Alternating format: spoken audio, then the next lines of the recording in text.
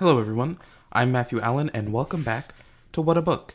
Today we continue on in Harry Potter and the Chamber of Secrets, Chapter 9, The Writing on the Wall. What's going on here? What's going on? Attracted no doubt by Malfoy's shout, Argus Filch came shouldering his way through the crowd. Then he saw Mrs. Norris and fell back, clutching his face in horror. My cat! My cat! What's happened to Mrs. Norris? He shrieked, and his popping eyes fell on Harry. You! He screeched. You've murdered my cat! You've killed her! I'll kill you, Argus. Dumbledore had arrived on the scene, followed by a number of other teachers. In seconds, he had swept past Harry, Ron, and Hermione and detached Mrs. Norris from the torch bracket. Come with me, Argus, he said to Filch. You too, Mr. Potter. Mr. Weasley. Miss Granger. Lockhart stepped forward eagerly. My office is nearest, Headmaster. Just upstairs. Please feel free. Thank you, Gilderoy, said Dumbledore. The silent crowd parted to let them pass. Lockhart, looking excited and important, hurried after Dumbledore. So did Professors McGonagall and Snape. As they entered Lockhart's darkened office, there was a flurry of movement across the walls. Harry saw several of the Lockharts in the pictures dodging out of sight, their hair in rollers. The real Lockhart lit the candles on his desk and stood back. Dumbledore laid Mrs. Norris on the polished surface and began to examine her. Harry, Ron, and Hermione exchanged tense looks and sank into chairs outside the pool of candlelight, watching. The tip of Dumbledore's long, crooked nose was barely an inch from Mrs. Norris's fur. He was looking at her closely through his half-moon spectacles, his long fingers gently prodding and poking. Professor McGonagall was bent almost as close, her eyes narrowed.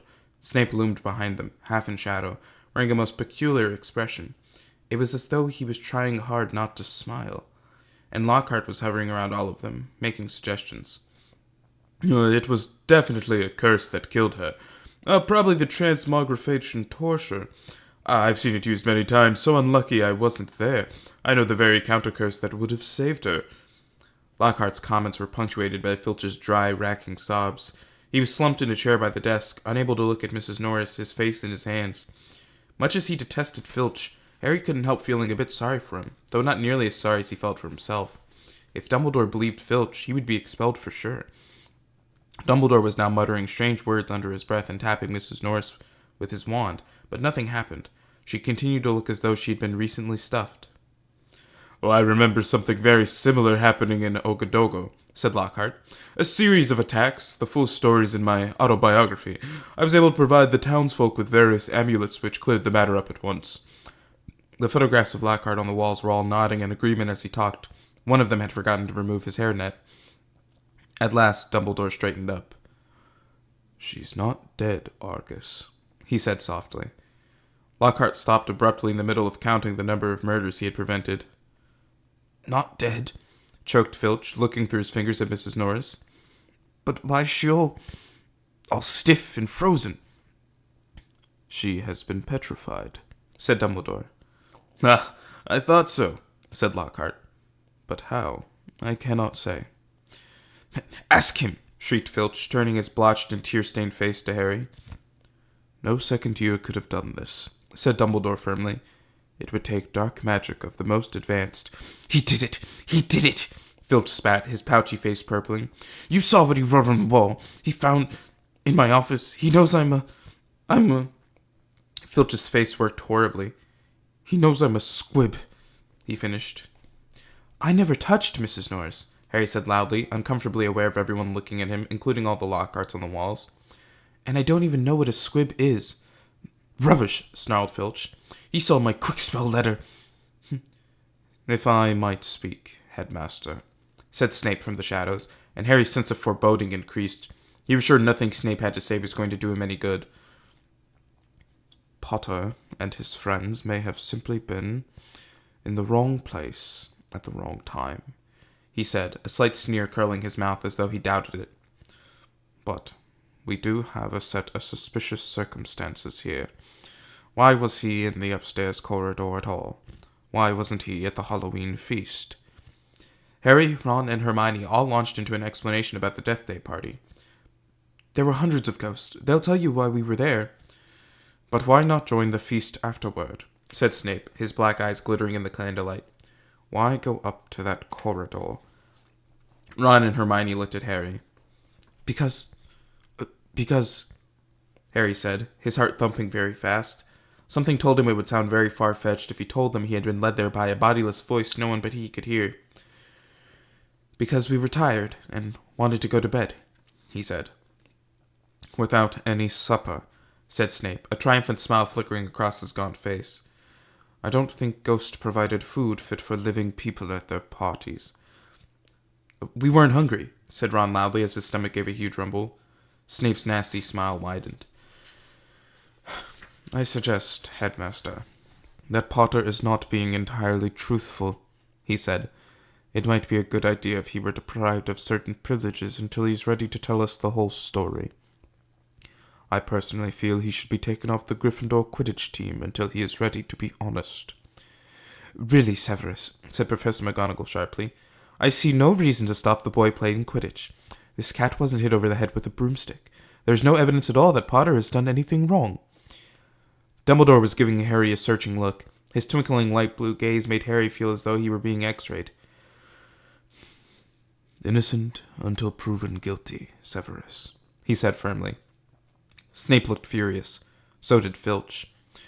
My cat has been petrified, he shrieked, his eyes popping. I want to see some punishment.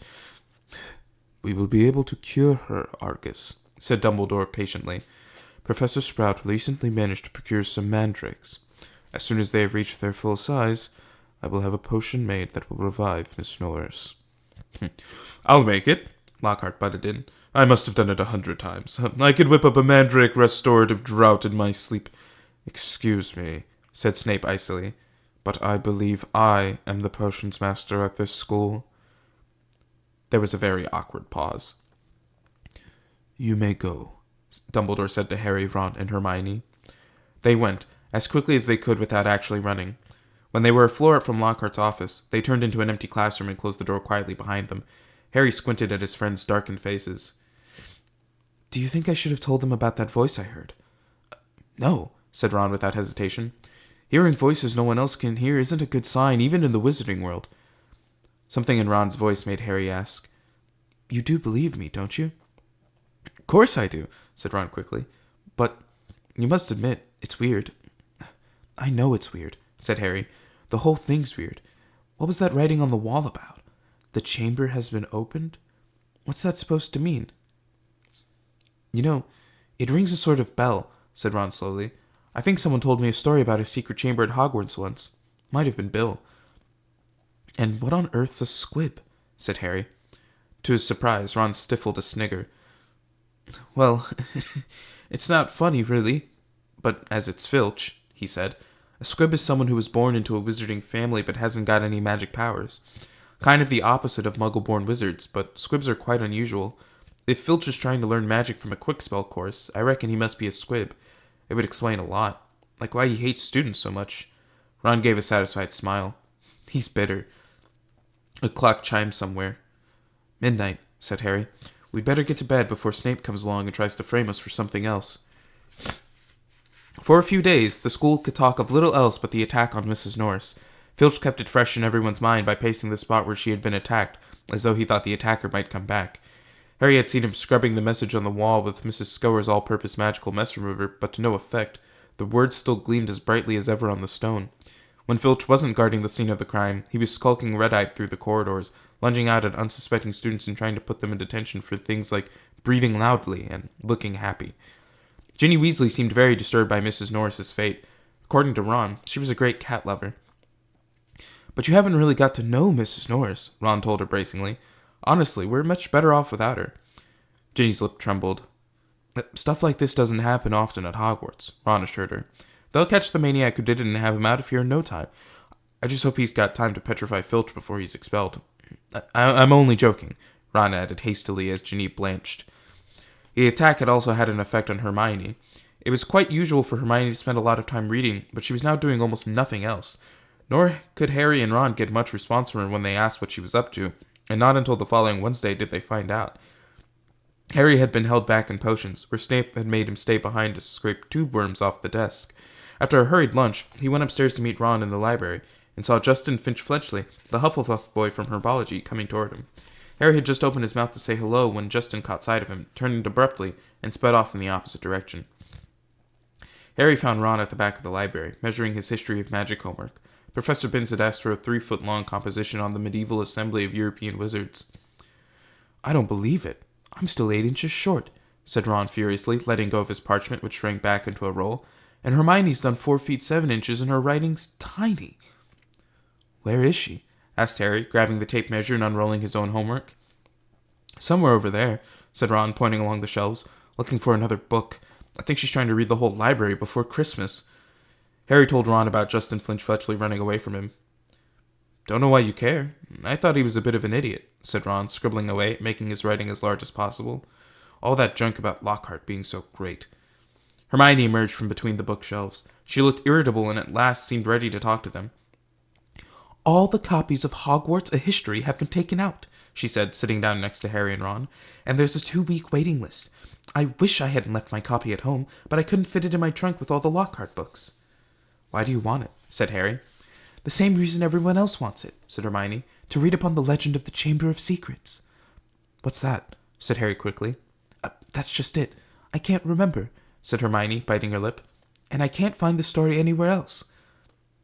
"Hermione, let me read your composition," said Ron desperately, checking his watch. "No, I won't," said Hermione, suddenly severe. "You've had 10 days to finish it." I only need another 2 inches, come on." The bell rang. Ron and Hermione led the way to History of Magic, bickering. History of Magic was the dullest subject on their schedule. Professor Binns, who taught it, was their only ghost teacher, and the most exciting thing that ever happened in his class was his entering the room through the blackboard. Ancient and shriveled, many people said he hadn't noticed he was dead. He had simply got up to teach one day and left his body behind him in an armchair in front of the staff room fire. His routine had not varied in the slightest since. Today was as boring as ever. Professor Binns opened his notes and began to read in a flat drone like an old vacuum cleaner until nearly everyone in the class was in a deep stupor, occasionally coming to long enough to copy down a name or date, then falling asleep again. He had been speaking for half an hour when something happened that had never happened before. Hermione put up her hand. Professor Binns, glancing up in the middle of a deadly dull lecture on the International Warlock Convention of 1289, looked amazed. Granger, Professor, I was wondering if you could tell us anything about the Chamber of Secrets," said Hermione in a clear voice. Dean Thomas, who had been sitting with his mouth hanging open, gazing out of the window, jerked out of his trance. Lavender Brown's head came up off her arms, and Neville Longbottom's elbow slipped off his desk. Professor Binns blinked. "My subject is History of Magic," he said in his dry, wheezy voice. "I deal with facts, Miss Granger, not myths and legends." He cleared his throat with a small noise like chalk snapping and continued. "In September of that year, a subcommittee of Sardinian sorcerers..." He stuttered to a halt. Hermione's hand was waving in the air again. "Miss Grant." "Please, sir, don't legends always have a basis in fact?" Professor Binns was looking at her in such amazement. Harry was sure no student had ever interrupted him before, alive or dead. "Well," said Professor Binns slowly, "yes. One could argue that, I suppose." He peered at Hermione as though he had never seen a student properly before. "However, the legend of which you speak is such a very sensational, even ludicrous tale." But the whole class was now hanging on Professor Binns' every word. He looked dimly at them all, every face turned to his. Harry could tell that he was completely thrown by such an unusual show of interest. "Oh, very well," he said slowly. "Let me see. The Chamber of Secrets. You all know, of course, that Hogwarts was founded over 1,000 years ago. The precise date is uncertain. By the 4 greatest witches and wizards of the age. The 4 schoolhouses are named after them. Godric Gryffindor, Helga Hufflepuff, Rowena Ravenclaw, and Salazar Slytherin. They built this castle together, far from prying Muggle eyes, for it was an age when magic was feared by common people, and witches and wizards suffered much persecution." He paused, gazed blearily around the room, and continued. "For a few years the founders worked in harmony together, seeking out youngsters who showed signs of magic and bringing them to the castle to be educated. But then disagreements sprang up between them. A rift began to grow between Slytherin and the others. Slytherin wished to be more selective about the students admitted to Hogwarts. He believed that magical learning should be kept within all magic families. He disliked taking students of Muggle parentage, believing them to be untrustworthy. After a while, there was a serious argument on the subject between Slytherin and Gryffindor, and Slytherin left the school. Professor Binns paused again, pursing his lips, looking like a wrinkled old tortoise. Reliable historical sources tell us this much, he said, but these honest facts have been obscured by the fanciful legend of the Chamber of Secrets. The story goes that Slytherin had built a hidden chamber in the castle, of which the other founders knew nothing. Slytherin, according to the legend, sealed the Chamber of Secrets so that none would be able to open it until his own true heir arrived at the school. The heir alone would be able to unseal the Chamber of Secrets, unleash the horror within, and use it to purge the school of all who were unworthy to study magic.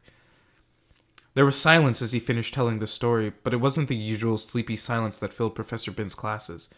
There was unease in the air as everyone continued to watch him, hoping for more. Professor Binns looked faintly annoyed. The whole thing is errant nonsense, of course, he said. Naturally, the school has been searched for evidence of such a chamber many times by the most learned witches and wizards. It does not exist. A tale told to frighten the gullible. Hermione's hand was back in the air. Sir, what exactly do you mean by the horror within the chamber? That is believed to be some sort of monster, which the heir of Slytherin alone can control, said Professor Binns in his dry, reedy voice. The class exchanged nervous looks. I tell you, the thing does not exist, said Professor Binns, shuffling his notes. There is no chamber, and no monster. But sir, said Seamus Finnegan, if the chamber can only be opened by Slytherin's true heir, no one else would be able to find it, would they? Nonsense, O'Flaherty, said Professor Binns in an aggravated tone.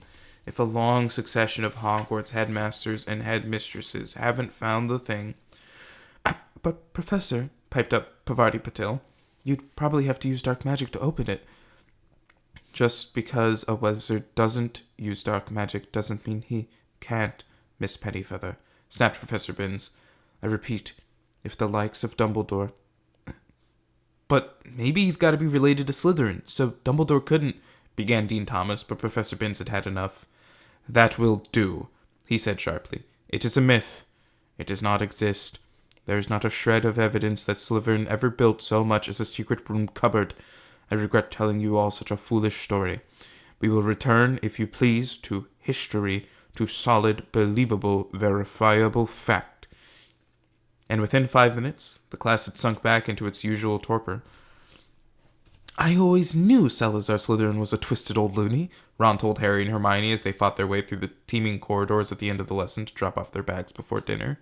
But I never knew he started all this pure blood stuff. I wouldn't be in his house if you paid me. Honestly, if the Sorting Hat had tried to put me in Slytherin, I'd have got the train straight back home. Hermione nodded fervently, but Harry didn't say anything. His stomach had just dropped unpleasantly. Harry had never told Ron and Hermione that the Sorting Hat had seriously considered putting him in Slytherin. He could remember, as though it were yesterday, the small voice that had spoken in his ear when he'd placed the hat on his head a year before. You could be great, you know. It's all here in your head, and Slytherin would help you on the way to greatness, no doubt about that. But Harry, who had already heard of Slytherin's house reputation for turning out dark wizards, had thought desperately, not Slytherin, and the hat had said, Oh, well, if you're sure, better be Gryffindor. As they were shunted along in the throng, Colin Creevey went past. Hiya, Harry. Hello, Colin, said Harry automatically. Harry, a boy in my class has been saying you're... But Colin was so small he couldn't fight against the tide of people bearing him toward the Great Hall. They heard him squeak, See you, Harry, and he was gone. What's a boy in his class saying about you? Hermione wondered. That I'm Slytherin's heir, I expect, said Harry, his stomach dropping another inch or so as he suddenly remembered the way Justin Finch-Fletchley had run away from him at lunchtime. People here will believe anything, said Ron in disgust. The crowd thinned and they were able to climb the next staircase without difficulty. Do you really think there's a Chamber of Secrets? Ron asked Hermione. I don't know, she said, frowning. Dumbledore couldn't cure Mrs. Norris, and that makes me think that whatever attacked her might not be, well, human. As she spoke, they turned a corner and found themselves at the end of the very corridor where the attack had happened. They stopped and looked. The scene was just as it had been that night, except there was no stiff cat hanging from the torch bracket, and an empty chair stood against the wall bearing the message, "The Chamber of Secrets has been opened." "That's where Filch has been keeping guard," Ron muttered. They looked at each other. The corridor was deserted. "Can't hurt to have a poke around," said Harry, dropping his bag and getting to his hands and knees so that he could crawl along searching for clues. "Scorch marks," he said. "Here and here." "Come and look at this," said Hermione. "This is funny." Harry got up and crossed to the window next to the message on the wall. Hermione was pointing at the topmost pane, where around 20 spiders were scuttling, apparently fighting to get through a small crack. A long silvery thread was dangling like a rope, as though they had all climbed in it in their hurry to get outside. "Have you ever seen spiders act like that?" said Hermione wonderingly. "No," said Harry. "Have you, Ron?" "Ron?" He looked over his shoulder. Ron was standing well back and seemed to be fighting the impulse to run. "What's up?" said Harry. "I don't like spiders," said Ron tensely. "I never knew that," said Hermione, looking at Ron in surprise. "You've used spiders in potions loads of times." "I don't mind them dead," said Ron, who was carefully looking anywhere but at the window. "I just don't like the way they move." Hermione giggled. "It's not funny," said Ron fiercely. "If you must know, when I was 3, Fred turned my teddy bear into a giant, big, filthy spider because I broke his toy broomstick. You wouldn't like them either if you've been holding your bear and suddenly it had too many legs and—" He broke off, shuddering. Hermione was obviously still trying not to laugh. Feeling they had better get off the subject, Harry said, "Remember all that water on the floor? Where did that come from? Someone's mopped it up." "It was about here," said Ron, recovering himself to walk a few paces past Filch's chair and pointing. "Level with this door." He reached for the brass doorknob, but suddenly withdrew his hand as though he'd been burned. "What's the matter?" said Harry. "Can't go in there," said Ron gruffly. "That's a girl's toilet." "Oh, Ron, there won't be anyone in there," said Hermione, standing up and coming over. "That's Moaning Myrtle's place. Come on, let's have a look." And ignoring the large out-of-order sign, she opened the door. It was the gloomiest, most depressing bathroom Harry had ever set foot in. Under a large, cracked and spotted mirror were a row of chipped sinks. The floor was damp and reflected the dull light given off by the stubs of a few candles, burning low in their holders. The wooden doors to the stalls were flaking and scratched, and one of them was dangling off its hinges. Hermione put her fingers to her lips and set off toward the end stall. When she reached it, she said, "Hello, Myrtle. How are you?" Harry and Ron went to look. Moaning Myrtle was floating above the tank of the toilet, picking a spot on her chin. "This is a girl's bathroom," she said, eyeing Ron and Harry suspiciously. "They're not girls." "No," Hermione agreed. "I just wanted to show them how nice it is in here." She waved vaguely at the dirty old mirror in the damp floor. "Ask her if she saw anything," Harry mouthed at Hermione. "What are you whispering?" said Myrtle, staring at him. "Nothing," said Harry quickly. "We wanted to ask—" "I wish people would stop talking behind my back," said Myrtle in a voice choked with tears. "I do have feelings, you know, even if I am dead." "Myrtle, no one wants to upset you," said Hermione. "Harry only—" "No one wants to upset me. That's a good one," howled Myrtle. "My life was nothing but misery at this place, and now people come along ruining my death." "We wanted to ask you if you've seen anything funny lately," said Hermione quickly, "because a cat was attacked right outside your front door on Halloween." "Did you see anyone near here that night?" said Harry. "I wasn't paying attention," said Myrtle dramatically. "Peeves upset me so much I came in here and tried to kill myself. Then, of course, I remembered that I'm already dead," said Ron helpfully.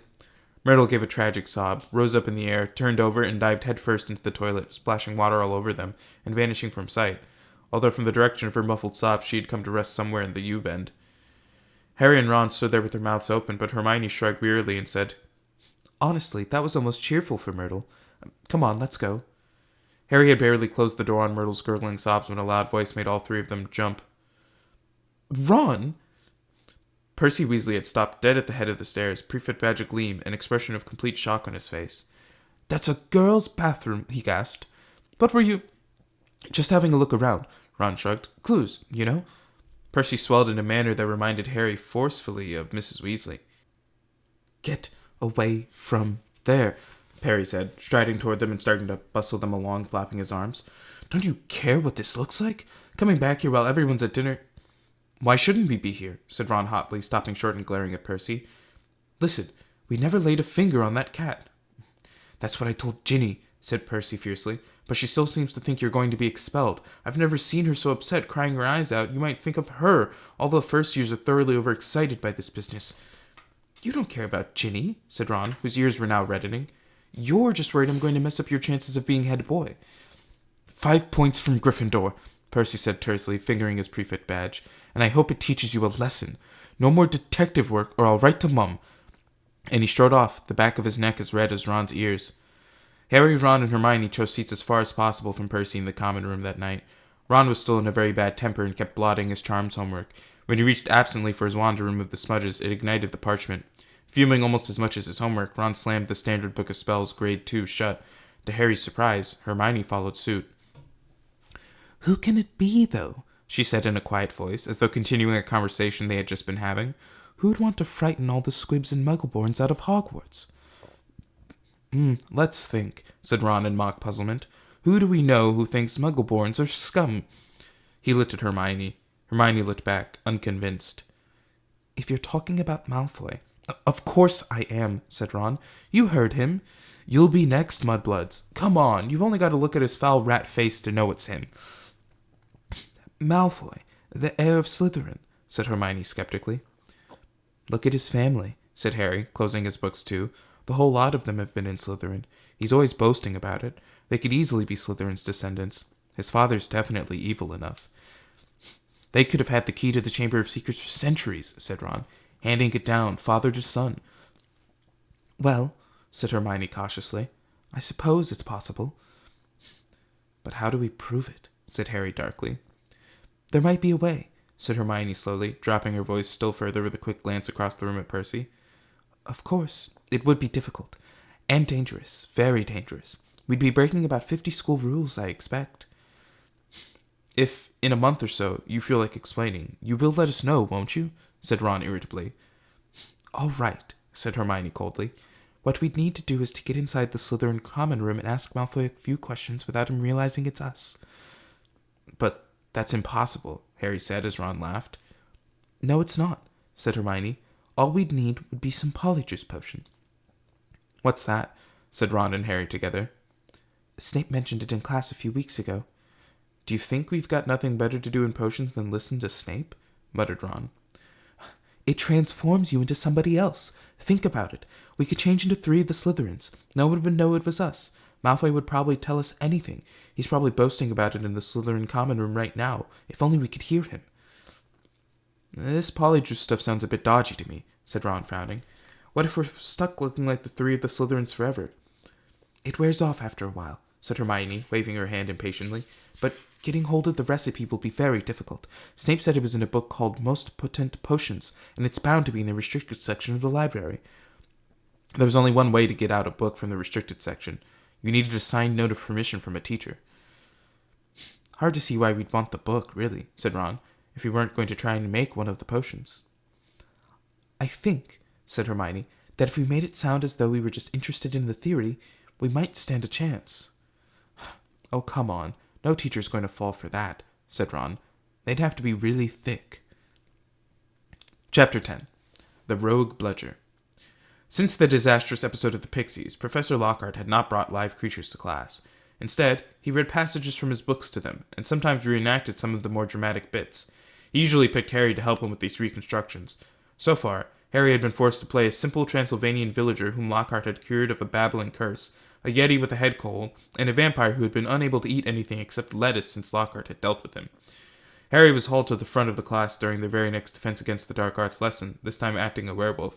If he hadn't had a very good reason for keeping Lockhart in a good mood, he would have refused to do it. Nice loud howl, Harry. Exactly. And then, if you'll believe it, I pounced, like this, slammed him to the floor. Thus, with one hand, I managed to hold him down. With my other, I put my wand to his throat. I then screwed up my remaining strength and performed the immensely complex Homorphous charm. He let out a piteous moan. Go on, Harry. Higher than that. Good. The fur vanished, the fangs shrank, and he turned back into a man. Simple, yet effective. And another village will remember me forever as the hero who delivered them from the monthly terror of werewolf attacks. The bell rang and Lockhart got to his feet. Homework. Compose a poem about my defeat of the Wagga Wagga werewolf. Signed copies of Magical Me to the author of the best one. The class began to leave. Harry returned to the back of the room where Ron and Hermione were waiting. Ready? Harry muttered. Wait till everyone's gone, said Hermione nervously. All right. She approached Lockhart's desk, a piece of paper clutched tightly in her hand, Harry and Ron right behind her. Professor Lockhart, Hermione stammered. I wanted to get this book out of the library, just for background reading. She held out the piece of paper, her hand shaking slightly. But the thing is, it's in the restricted section of the library, so I need a teacher to sign for it. I'm sure it would help with understanding what you say in Gadding with Ghouls about slow-acting venoms. Gadding with Ghouls, said Lockhart, taking the note from Hermione and smiling widely at her. Possibly my very favorite book. You enjoyed it? Yes, said Hermione eagerly. So clever, the way you trapped the last one with the tea strainer. Well, I'm sure no one will mind me giving the best student of the year a little extra help, said Lockhart warmly, and he pulled out an enormous peacock quill. Yes, nice, isn't it? He said, misreading the revolted look on Ron's face. I usually save it for book signings. He scrawled an enormous loopy signature on the note and handed it back to Hermione. So, Harry, said Lockhart, while Hermione folded the note with fumbling fingers and slipped it into her bag. Tomorrow's the first Quidditch match of the season, I believe. Gryffindor against Slytherin, is it not? I hear you're a useful player. I was a seeker, too. I was asked to try for the national squad, but preferred to dedicate my life to the eradication of the dark forces. Still, if ever you feel the need for a little private training, don't hesitate to ask. Always happy to pass on my expertise to less able players. Harry made an indistinct noise in his throat and then hurried off after Ron and Hermione. I don't believe it, he said as the three of them examined the signature on the note. He didn't even look at the book we wanted. That's because he's a brainless git, said Ron. But who cares? We've got what we needed. He is not a brainless git, said Hermione shrilly as they half ran toward the library. Just because he said you were the best student of the year. They dropped their voices as they entered the muffled stillness of the library. Madame Pince, the librarian, was a thin, irritable woman who looked like an undeferred vulture.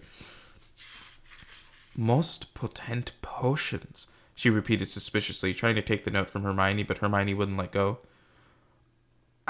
I was wondering if I could keep it, she said breathlessly.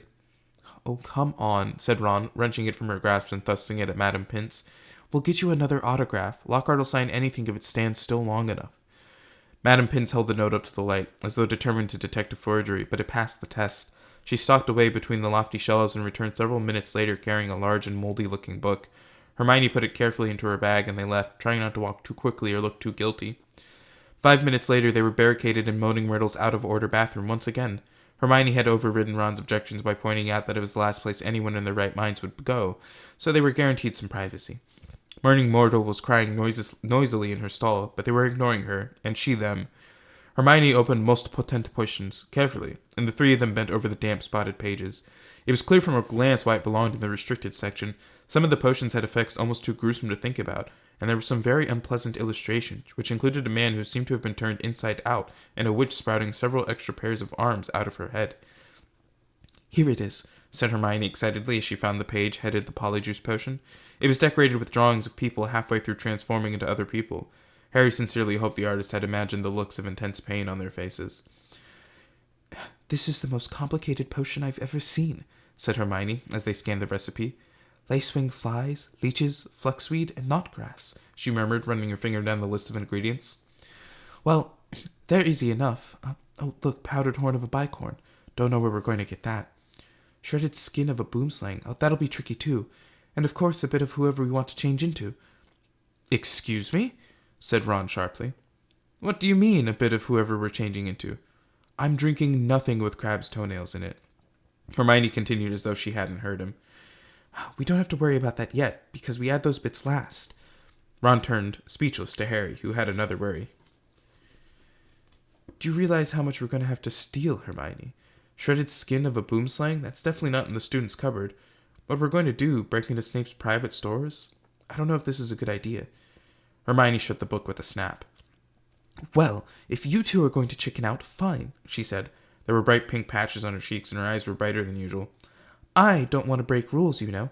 I think threatening Muggleborns is far worse than brewing up a difficult potion. But if you don't want to find out if it's Malfoy, I'll go straight to Madame Pince now and hand the book back in. I never thought I'd see the day when you'd be persuading us to break rules, said Ron. All right, we'll do it. But not toenails, okay? How long will it take to make, anyway? Said Harry as Hermione, looking happier, opened the book again. Well, since the Flux Wheat has got to be picked at the full moon, and the lacings have got to be stewed for 21 days, I'd say it'd be ready in about a month, if we can get all the ingredients. A month? Said Ron. Malfoy could have attacked half the Muggleborns in the school by then. But Hermione's eyes narrowed dangerously again, and he added swiftly, But it's the best plan we've got, so full steam ahead, I say. However, while Hermione was checking that the coast was clear for them to leave the bathroom, Ron muttered to Harry, It'll be a lot less hassle if you can just knock Malfoy off his broom tomorrow. Harry woke early on Saturday morning and lay for a while thinking about the coming Quidditch match. He was nervous, mainly at the thought of what Wood would say if Gryffindor lost, but also at the idea of facing a team mounted on the fastest racing brooms gold could buy. He had never wanted to beat Slytherin so badly. After half an hour of lying there with his insides churning, he got up, dressed, and went down to breakfast early, where he found the rest of the Gryffindor team huddled at the long, empty table, all looking uptight and not speaking much. As 11 o'clock approached, the whole school started to make its way down to the Quidditch stadium. It was a muggy sort of day, with a hint of thunder in the air. Ron and Hermione came hurrying over to wish Harry good luck as he entered the locker rooms. The team pulled on their scarlet Gryffindor robes, then sat down to listen to Wood's usual pre-match pep talk. Slytherin has better brooms than us, he began. No point denying it. But we've got better people on our brooms. We've trained harder than they have. We've been flying in all weathers. Too true, muttered George Weasley. I haven't been properly dry since August. And we're going to make them rue the day they let that little bit of slime Malfoy buy his way onto their team. Chest heaving with emotion, Wood turned to Harry. It'll be down to you, Harry, to show them that their seeker has to have something more than a rich father.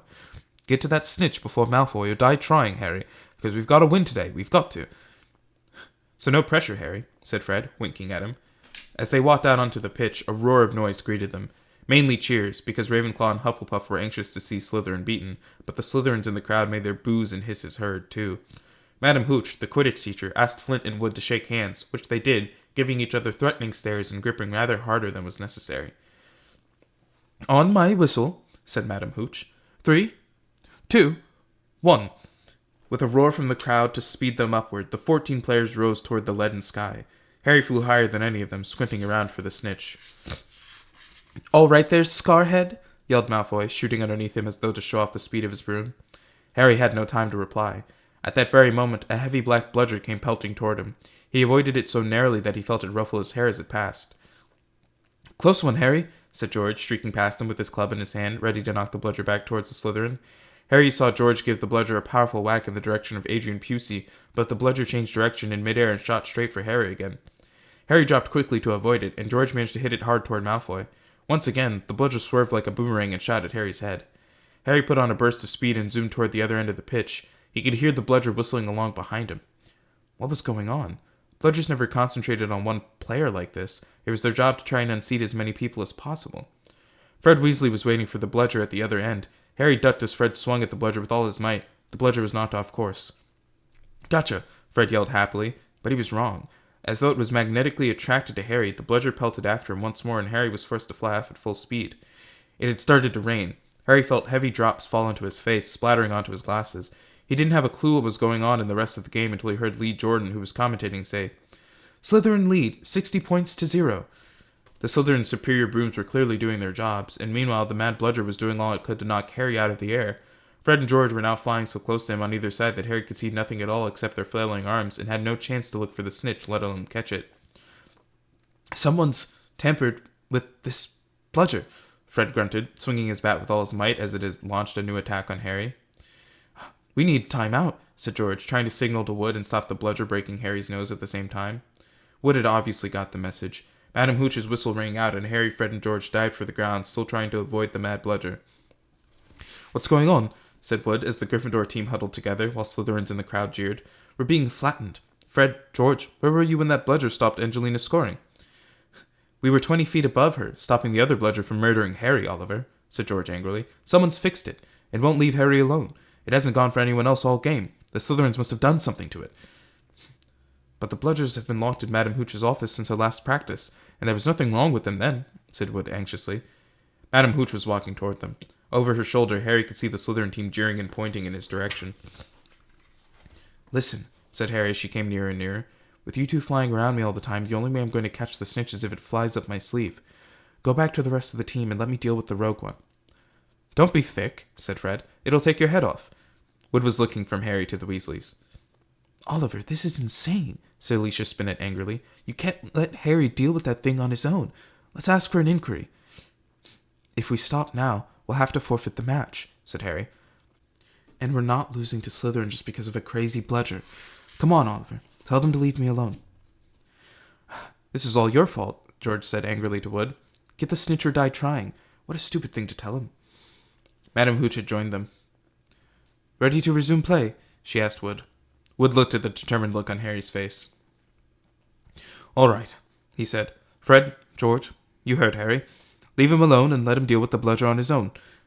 The rain was falling more heavily now. At Madame Hooch's whistle, Harry kicked hard into the air and heard the telltale whoosh of the bludger behind him. Higher and higher Harry climbed. He looped and swooped, spiraled, zigzagged, and rolled. Slightly dizzy, he nevertheless kept his eyes wide open. Rain was speckling his glasses and ran up his nostrils as he hung upside down, avoiding another fierce dive from the bludger. He could hear laughter from the crowd. He knew he must look very stupid, but the rogue bludger was heavy and couldn't change direction as quickly as Harry could. He began a kind of roller coaster ride around the edges of the stadium, squinting through the silver sheets of rain to the Gryffindor goalpost, where Adrian Pusey was trying to get past Wood. A whistling in Harry's ear told him the bludger had just missed him again. He turned right over and sped in the opposite direction. Training for the ballet, Potter, yelled Malfoy as Harry was forced to do a stupid kind of twirl in midair to dodge the bludger, and he fled, the bludger trailing a few feet behind him. And then, glaring back at Malfoy in hatred, he saw it. The golden snitch. It was hovering inches above Malfoy's left ear, and Malfoy, busy laughing at Harry, hadn't seen it. For an agonizing moment, Harry hung in midair, not daring to speed toward Malfoy in case he looked up and saw the snitch. Wham! He had stayed still a second too long. The bludger had hit him at last, smashed into his elbow, and Harry felt his arm break. Dimly, dazed by the searing pain in his arm, he slid sideways in his rain-drenched broom, one knee still crooked over it, his right arm dangling useless at his side. The bludger came pelting back for a second attack, this time aiming at his face. Harry swerved out of the way, one idea firmly lodged in his numb brain. Get to Malfoy. Through a haze of rain and pain, he dived for the shimmering, sneering face below him, and saw its eyes widen with fear. Malfoy thought Harry was attacking him. What the? He gasped, careening out of Harry's way. Harry took his remaining hand off his broom and made a wild snatch. He felt his fingers close on the cold snitch, but was now only gripping the broom with his legs, and there was a yell from the crowd below as he headed straight for the ground, trying hard not to pass out. With a spluttering thud, he hit the mud and rolled off his broom. His arm was hanging at a very strange angle, riddled with pain, he heard, as though from a distance, a good deal of whistling and shouting. He focused on the snitch clutched in his good hand. "Ah," he said vaguely. "We've won." And he fainted. He came around, rain falling on his face, still lying on the field, with someone leaning over him. He saw a glitter of teeth. "Oh, no, not you," he moaned. "Doesn't know what he's saying," said Lockhart loudly to the anxious crowd of Gryffindors pressing around them. "Not to worry, Harry. I am about to fix your arm." No," said Harry. "I'll keep it like this, thanks." He tried to sit up, but the pain was terrible. He heard a familiar clicking noise nearby. "I don't want a photo of this, Colin," he said loudly. "Lie back, Harry," said Lockhart soothingly. "It's a simple charm I've used countless times." "Why can't I just go to the hospital wing?" said Harry through clenched teeth. He really should, Professor," said a muddy Wood, who couldn't help grinning even though his seeker was injured. "Great capture, Harry. Really spectacular. Your best yet, I'd say." Through the thickest of legs around him, Harry spotted Fred and George Weasley wrestling the rogue bludger into a box. It was still putting up a terrific fight. "Stand back," said Lockhart, who was rolling up his jade-green sleeves. "No, don't," said Harry weakly, but Lockhart was twirling his wand and a second later had directed it straight at Harry's arm. A strange and unpleasant sensation started at Harry's shoulder and spread all the way down to his fingertips. It felt as though his arm was being deflated. He didn't dare look at what was happening. He had shut his eyes, his face turned away from his arm, but his worst fears were realized as the people above him gasped, and Colin Creevey began clicking away madly. His arm didn't hurt anymore, nor did it feel remotely like an arm. "Ah," said Lockhart. "Yes, well, That can sometimes happen. But the point is, the bones are no longer broken. That's the thing to bear in mind. So, Harry, just toddle up to the hospital wing. Mr. Weasley, Miss Granger, would you escort him? And Madame Pomfrey will be able to tidy you up a bit. As Harry got to his feet, he felt strangely lopsided. Taking a deep breath, he looked down at his right side. What he saw nearly made him pass out again. Poking out of the end of his rose was what looked like a thick, flesh-colored rubber glove. He tried to move his fingers. Nothing happened. Lockhart hadn't mended Harry's bones. He had removed them. Madame Pomfrey wasn't at all pleased. "You should have come straight to me," she raged, holding up the sad, limp remainder of what, half an hour before, had been a working arm. "I can mend bones in a second, but growing them back—" "You will be able to, won't you?" said Harry desperately. "I'll be able to, certainly, but it will be painful," said Madame Pomfrey grimly, throwing Harry a pair of pajamas. "You'll have to stay the night." Hermione waited outside the curtain drawn around Harry's bed while Ron helped him into his pajamas. It took a while to stuff the rubbery, boneless arm into a sleeve. "How can you stick up for Lockhart now, Hermione, eh?" Ron called through the curtain as he pulled Harry's limp fingers through the cuff. "If Harry had wanted deboning, he would have asked." "Anyone can make a mistake," said Hermione, "and it doesn't hurt any more, does it, Harry?" "No," said Harry, getting into bed, "but it doesn't do anything else either." As he swung himself onto the bed, his arm flapped pointlessly. Hermione and Madame Pomfrey came around the curtain. Madame Pomfrey was holding a large bottle of something labeled Skelegro. "Well, you're in for a rough night," she said, pouring out a steaming beakerful and handing it to him. "Regrowing bones is a nasty business." So was taking the Skelegro. It burned Harry's mouth and throat as it went down, making him cough and splutter. Still tuttering about dangerous sports and inept teachers, Madame Pomfrey retreated, leaving Ron and Hermione to help Harry gulp down some water. "We won, though," said Ron, a grin breaking across his face. "That was some catch you made. Malfoy's face, he looked ready to kill." "I want to know how he fixed that bludger," said Hermione darkly. "We can add that to the list of questions we'll ask him when we've taken the Polyjuice potion," said Harry, sinking back onto his pillows. "I hope it tastes better than this stuff." "If it's got bits of Slytherins in it, you've got to be joking," said Ron. The door of the hospital wing burst open at that moment. Filthy and soaking wet, the rest of the Gryffindor team had arrived to see Harry. "Unbelievable flying, Harry," said George. "I've just seen Marcus Flint yelling at Malfoy. Something about having the snitch on top of his head and not noticing. Malfoy didn't seem too happy." They had brought cakes, sweets, and bottles of pumpkin juice. They gathered around Harry's bed and were just getting started on what promised to be a good party when Madame Pomfrey came storming over, shouting, "This boy needs rest. He's got 33 bones to regrow. Out! Out!" And Harry was left alone, with nothing to distract him from the stabbing pains in his limp arm. Hours and hours later, Harry woke quite suddenly in the pitch blackness and gave a small yelp of pain. His arm now felt full of large splinters. For a second he thought that it was what had woken him. Then, with a thrill of horror, he realized that someone was sponging his forehead in the dark. Get off," he said loudly, and then, "Dobby?" The house elf's goggling tennis ball eyes were peering at Harry through the darkness. A single tear was running down his long pointed nose. "Harry Potter came back to school," he whispered miserably. "Dobby warned and warned Harry Potter. Ah, sir, why didn't you heed Dobby? Why didn't Harry Potter go back home when he missed the train?" Harry heaved himself up on his pillow and pushed Dobby's sponge away. "What are you doing here?" he said. "And how did you know I missed the train?" Dobby's lip trembled, and Harry was seized by a sudden suspicion. "It was you," he said slowly. "You stopped the barrier from letting us through."